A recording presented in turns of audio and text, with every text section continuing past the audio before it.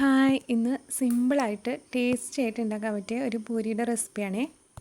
അതിനായിട്ട് ഞാൻ 2 കപ്പ് ഗോതമ്പ് പൊടി എടുത്ത് വെച്ചിട്ടുണ്ട്. അതിലേക്ക് ആവശ്യത്തിന് ഉപ്പ് ഇട്ട് കൊടുക്കാം. അതിനുശേഷം 2 സ്പൂൺ പഞ്ചസാര, ചെറിയ സ്പൂണാണേ, 2 സ്പൂൺ പഞ്ചസാര, പിന്നെ ഒരു വലിയ സ്പൂൺ റവ അതും കൂടെ ഇട്ട് കൊടുത്തിട്ട് ഒന്ന് ചെറുതായിട്ടൊന്ന് മിക്സ് ആക്കണേ. എന്നിട്ട് അതിലേക്ക് ചെറിയ ചൂടുവെള്ളം, ചെറുതായിട്ട് ചൂട് മതി. എന്നിട്ട് നമുക്ക് കൈ വെച്ചൊന്ന് ഒന്ന് കുഴച്ചെടുക്കാൻ പറ്റണ ആ ഒരു ചൂട് മതി. എന്നിട്ട് നന്നായിട്ട് തന്നെ അത് കുഴച്ചെടുക്കണേ. അത് കുറച്ച് ഇങ്ങനെ വെള്ളമൊന്നും അധികം പാടില്ല, കുറച്ച് ഇങ്ങനെ കട്ടയായിട്ട് ഇങ്ങനെ ഇരിക്കണേ. അധികം വെള്ളമൊന്നും പാടില്ല. വെള്ളം കൂടി കഴിഞ്ഞ് കഴിഞ്ഞാൽ പൂരി പൊന്തി അങ്ങോട്ട് വരില്ല. കുറച്ച് വെള്ളം കുറച്ചിട്ട് വേണം പൂരിക്കൊക്കെ നമ്മൾ കുഴയ്ക്കാനായിട്ട്. എന്നാലേ നമുക്ക് കറക്റ്റ് ഒരു നല്ല പോളയൊക്കെ ആയിട്ട് നന്നായിട്ട് പൂരി കിട്ടുള്ളൂ. അപ്പം ഞാനിത് വേഗം തന്നെ കുഴച്ചെടുക്കട്ടെ കേട്ടോ.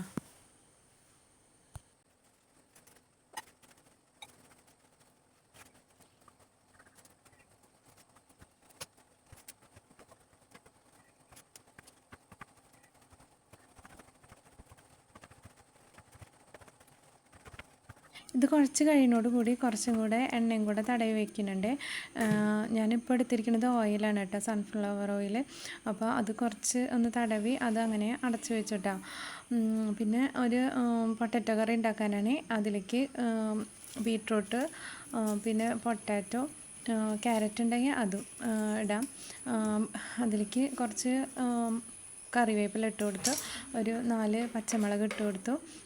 പിന്നെ കുറച്ച് മഞ്ഞൾപ്പൊടി, കുറച്ച് മാത്രം മതി മഞ്ഞൾപ്പൊടി, അതും കൂടെ ഇട്ട് കൊടുത്തു.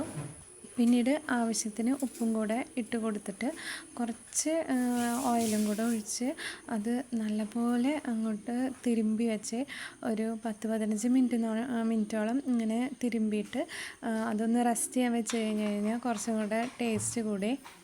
അപ്പോൾ അത് ഞാൻ നല്ലപോലെ തിരുമ്പിയിട്ടാണ്.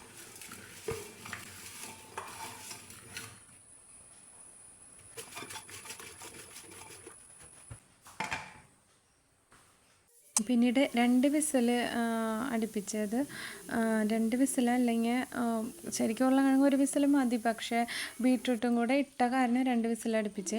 എന്നിട്ട് അതൊക്കെ വിസിൽ പോകാനൊക്കെ ആയിട്ട് അത് കുക്കർ ഇറക്കി വെച്ചു.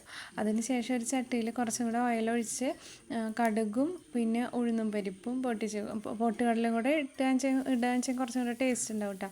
എൻ്റെ അടുത്ത് പൊട്ടുകടല ഇല്ലാത്ത കാരണം ഞാൻ ഇട്ടില്ല. ഇടാറുണ്ട്, പക്ഷേ ഇപ്പം എൻ്റെ കയ്യിൽ ഉണ്ടായില്ല. എന്നിട്ട് അതിലേക്ക് കുറച്ച് സവോള, ഏകദേശം ഒരു സവോള എടുത്തിട്ടുണ്ട്, ഒരു വലിയ സവോള, പിന്നെ 2 വറ്റൽമുളകും കൂടെ എടുത്തിട്ട് അതും കൂടെ നന്നായിട്ട് ഫ്രൈ ചെയ്തെടുത്തു. എന്നിട്ട് അതിലേക്ക് ഈ വേവിച്ച പൊട്ടറ്റോ ബീട്രൂട്ടൊക്കെ ഉള്ളത് അതിലേക്ക് ഇട്ട് കൊടുത്തേ.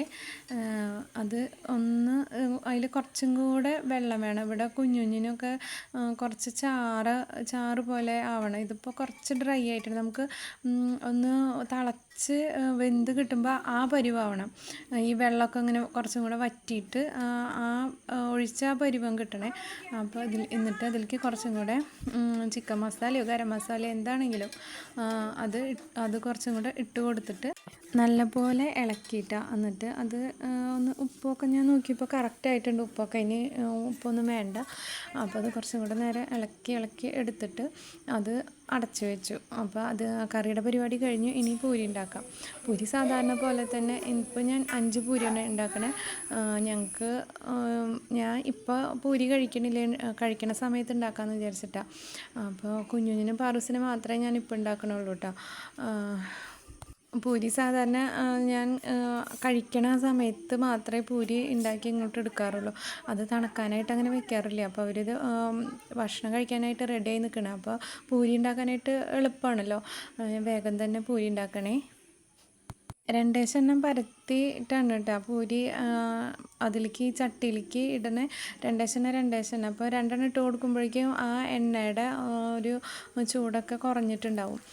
പിന്നെയും ഒരു സെക്കൻഡുകൾ ഒന്ന് ചൂടാകാനെടുത്തിട്ട് അടുത്ത 2 എണ്ണം ഇടും. അപ്പോൾ പിന്നെ നല്ല ഇങ്ങനെ ബോൾ പോലെ നല്ല പോളൊക്കെ വന്നിട്ട് അതങ്ങോട്ട് കിട്ടും കേട്ടോ.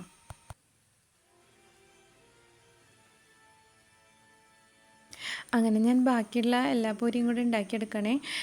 ഇവിടെ പൂരി ഉണ്ടാക്കൽ കുറവാണ്, ഈ മെഴുക്കായ കാരണം. കുറച്ച് നാളൊക്കെ കൂടിയിട്ട് ഈ പൂരി ഉണ്ടാക്കുള്ളൂ. പക്ഷേ കുഞ്ഞുനും പാറസിനും ഭയങ്കര ഇഷ്ടമാണ്. ബീഫൊക്കെ മേടിക്കണ അന്ന് പൂരി ഉണ്ടാക്കും. ബീഫൊക്കെ കൂട്ടി കഴിക്കാൻ ഇവിടെ എല്ലാവർക്കും നല്ല ഇഷ്ടമാണ് കേട്ടോ. ഇപ്പോൾ ബീഫ് കഴിക്കാത്തവരധികം ഇല്ലാത്ത കാരണം എനിക്ക് മാത്രമേ ഇപ്പോൾ ബീഫ് ഇഷ്ടമുള്ളൂ. കുഞ്ഞിനും പാറൂസിന് അത്രയ്ക്ക് അങ്ങോട്ട് ഇഷ്ടമല്ല, അവർക്ക് ചിക്കൻ തന്നെ ഇഷ്ടം. അപ്പോൾ ആദ്യമൊക്കെ ബീഫൊക്കെ വാങ്ങുമ്പോൾ ഈ പൂരി കൂട്ടി കഴിക്കാറുണ്ട്. ഇപ്പോൾ ഇടയ്ക്ക് മാത്രമേ പൂരിയൊക്കെ ഉണ്ടാക്കാറുള്ളൂ. ചപ്പാത്തി, നൂലപ്പം, വെള്ളയപ്പം, ഇഡ്ഡലി, ദോശ അതൊക്കെയാണ് ഇപ്പോൾ അധികം. ഇന്നിപ്പോൾ പൂരി ഉണ്ടാക്കണ കാരണം രണ്ടാളും പെട്ടെന്ന് തന്നെ ബ്രേക്ക്ഫാസ്റ്റ് ആയിട്ടാണ്. അപ്പോൾ കാലത്ത് നേരത്തെ തന്നെ പല്ലൊക്കെ തേച്ച് റെഡി ആയിട്ടിരിക്കണേ. ഇനിയിപ്പോൾ അത് പൂരി ഉണ്ടാക്കുക, കഴിക്കുക, അത്രയേ ഉള്ളൂ കേട്ടോ. അങ്ങനെ പൂരിയൊക്കെ ഉണ്ടാക്കിയെടുത്ത് നല്ല ടേസ്റ്റുള്ള പൂരിയും ബാജിക്കറിയാണ്. എല്ലാവരും ട്രൈ ചെയ്ത് നോക്കണേ. അപ്പോൾ ഇന്ന് ഇത്രയേ ഉള്ളൂ. Tata, bye bye, see U.